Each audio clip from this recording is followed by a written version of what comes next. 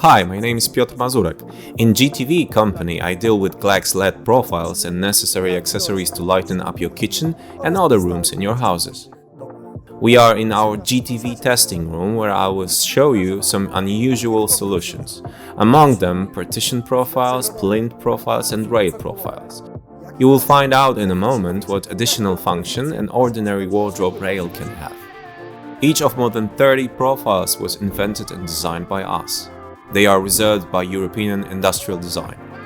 Every year, GLAX profiles are appreciated in competitions in the future and design industry, Dobry Wzór and Meble Plus. These are solutions tailored to individual needs due to the large number of patterns, colors and lengths and the possibility of using them in practically every room and furniture. Current trend in the lighting market is to change from light points to lines. We achieve this effect using profiles. Our solution is extremely effective and functional. We will start with the rim profile. It is the most commonly used in hanging kitchen cabinets and it is designed to illuminate the countertop. At the same time, it performs the function of a handle. In our case, we will mount it on a middle shelf in the wardrobe in order to show the mounting process itself.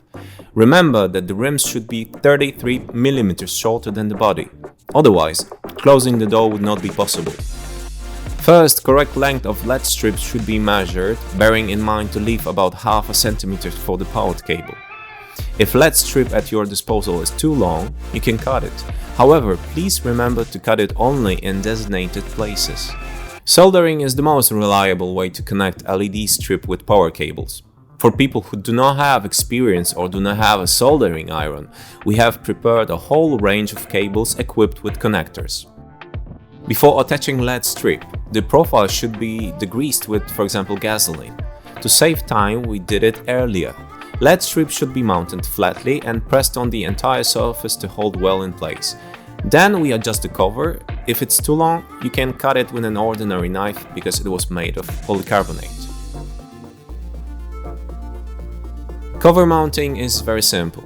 Just click it and press it down on its whole length. The ledges will click into place by themselves. The last step is to press the bumper rubber into the profile groove. Do not stretch it when pressing it, because after a short time the rubber will shrink to its original shape and it may turn out it will be too short on one side. The rubber is available in black and white colors. We release the power cable through the hole in the body and we hide it in a previously milled groove.